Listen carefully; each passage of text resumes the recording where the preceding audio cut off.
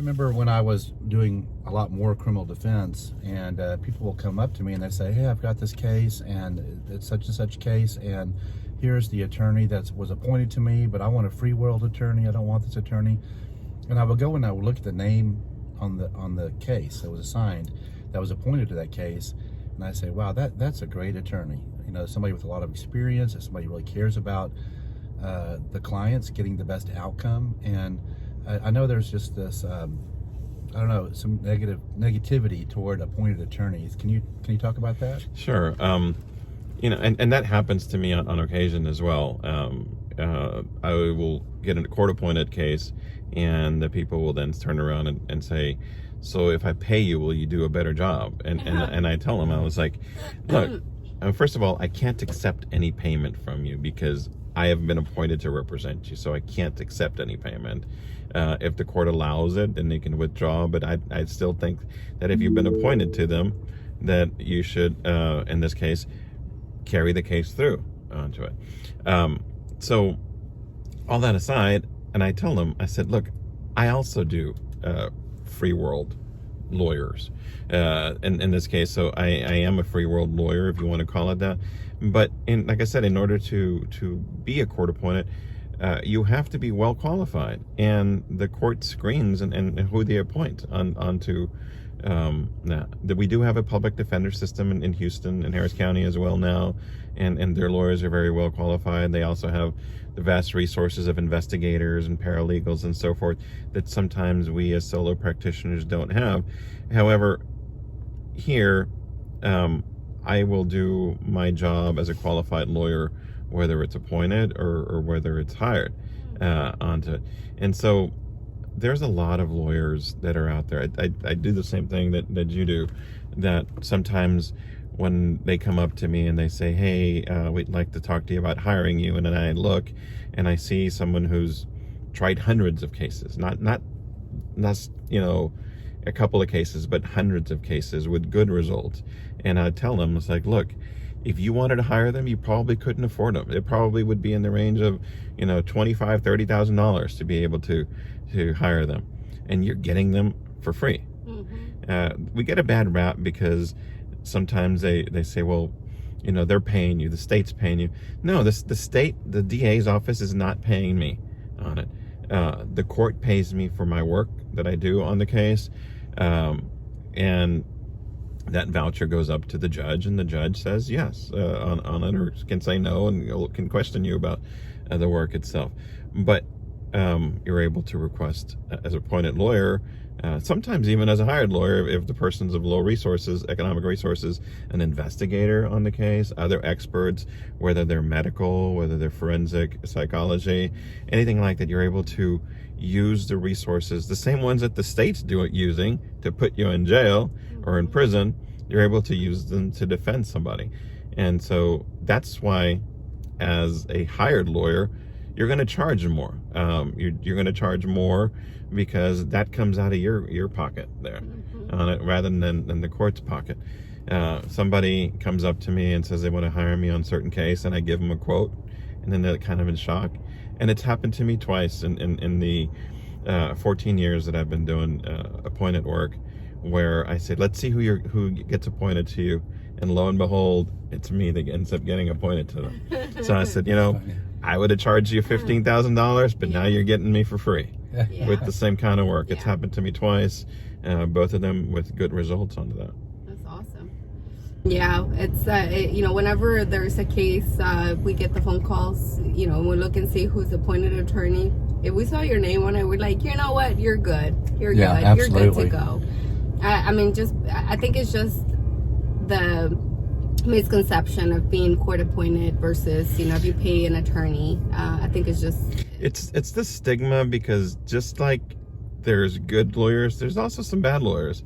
Some that are just going to go in there, reset your case, collect the fee for that day, and bring you back another day, and not necessarily going to want to try it. And you know, when we see those, that's true of hired attorneys as well. Yeah. Oh yeah. Yeah. You know, that sometimes you get these volume lawyers that will tell you, bring me $200 every time you come to court. And that's all that they do. They just reset your case over and over till you either get tired of it or till they say, okay, let's set it for trial. And all of a sudden your $200 turns into $10,000 to try a simple theft case. And the person's like, whoa, why? Why is it so much? It's like, well, now I got to go to trial. Yeah. And so that doesn't work out. And fortunately, it gets harder and harder every day on immigration.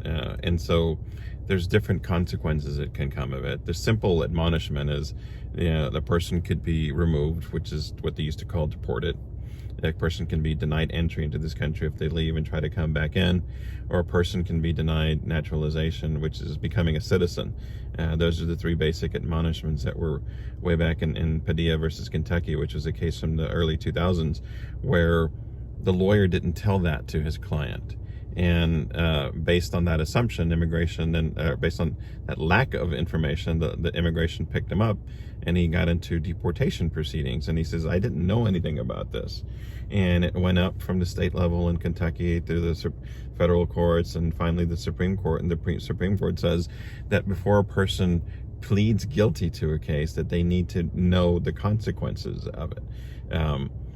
A simple theft case is a crime of moral turpitude. So it doesn't matter that you took something that was only worth $100 and that you've been a resident alien for 13, 14, 15 years on it. That comes with a consequence that says you could be deported, and it is a crime of moral turpitude, which is a crime against society onto it. So ironically enough, a DWI isn't a crime of moral turpitude, and a theft is. Anything like that can result in your being deported from this country. Of course, the more serious the cases are, the more serious the consequences. Felonies, murders, anything like that can definitely result in. And if you are a resident alien and you've been here for the required amount of time, go become a citizen. Go do it, because that way you're not risking them denying your renewal onto being a resident alien, and you're not risking as well being deported from this country. Especially if you've got a home, you've got wives, you got husband, you've got property, you've got kids. And so what's going to happen to all that if you end up getting deported because you picked up a shoplifting case? Yeah. And I would tell you that, when the client is shopping around for an attorney and maybe they're hearing about these immigration consequences, don't lose hope. There are times and there are things that can be done. There are options out there. And that's why it's important that your criminal defense attorney should be working alongside probably an immigration attorney, unless they're very well versed in it. I tell you, I had a book on immigration consequences, and I read it and I knew what it said, but in the end I always sent somebody to an immigration lawyer as well. Yeah. Because sometimes the way you fashion a plea, for example, could mean that you're not going to be subject to deportation. Yeah, even though there's some simple stuff that I hear immigration lawyers saying, if you've been a resident alien for 5 years or more, it's not going to affect you as long as it's 1,000. I don't want to tell them that. I want them to hear it from an immigration lawyer, because just like I don't want a family lawyer to come into criminal court and start representing somebody. I'm not going to go into immigration court because I don't practice that. That's their specialty. That's what they do. So I will refer them to a number of different immigration lawyers that I trust, that I know is going to do a good job for them, and not just take their money and not do anything for them, but represent them, give them good, solid advice. And sometimes working with the immigration lawyer, you're able to fashion a plea where it doesn't affect the person. Mm-hmm. And also, I know that even in the situations where maybe it's just a terrible situation that's going to be hard to avoid any problems, sometimes working with an immigration attorney alongside the criminal defense attorney, you can at least make a situation where you can stay here longer pending everything. That sounds like a terrible outcome, but sometimes the win is staying here another extra 2 years before the process is totally done. that again, don't get caught up on that, and so you're depressed and you're not taking any action at all.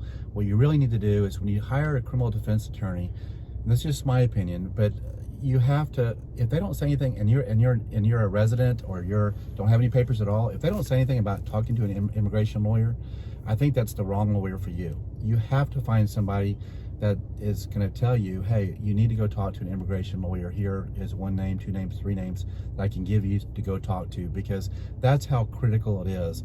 Again, most people are just panicked about worrying about, what's going to happen to them right then. They're trying to make money for their kids. They're trying to support themselves. You have to look at the big picture too. So go ahead and plan on that. But if that attorney doesn't mention an immigration attorney, I think that's a big red flag.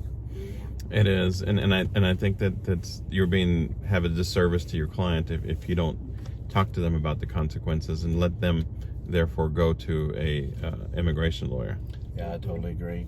Okay, so I have my lightning round questions. All right, so Not guilty. yeah, that's right. How would you say not guilty in your best British accent? Not guilty. Oh, I love it. That's pretty good. I love it. All right, so I know you love to travel. What's on your bucket list for a vacation? On my bucket list would probably be the Far East. We've never been to the Far East. We've been to, Latin America, Europe. We've got Rome coming up in spring break.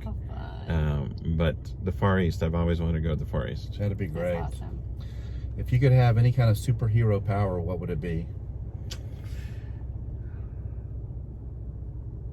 The ability to fly. Houston traffic is horrible. Yeah, that is so true. Yeah. That is so true. If you do you happen to have a show that you like to binge watch?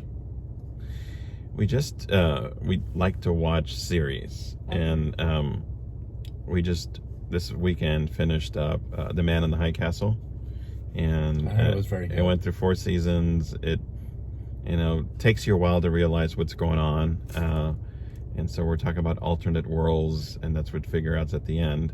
But we like to binge watch, and of course when the marvelous Mrs. Maisel comes out. Oh, yes. That's our favorite. Yes, we do we like love to watch that. that one.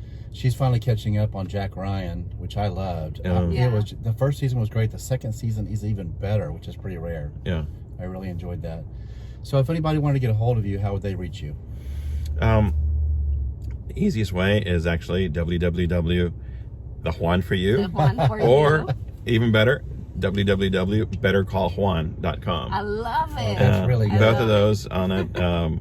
My phone has a link to it. My phone is answered 24/7, whether it's myself or my answering service. They will usually get to me within minutes of what's going on. That's awesome. And my office phone is 713-677-0765. Well, I sure do appreciate you coming out and talking with us today. And you've always been a good friend. Juan, I've known him forever. We try cases together. I send him cases. We've known each other a long time. He's a really good person, and he really cares about a result for the client. Even if you just had a question, I'm sure he would entertain that if you want to call him.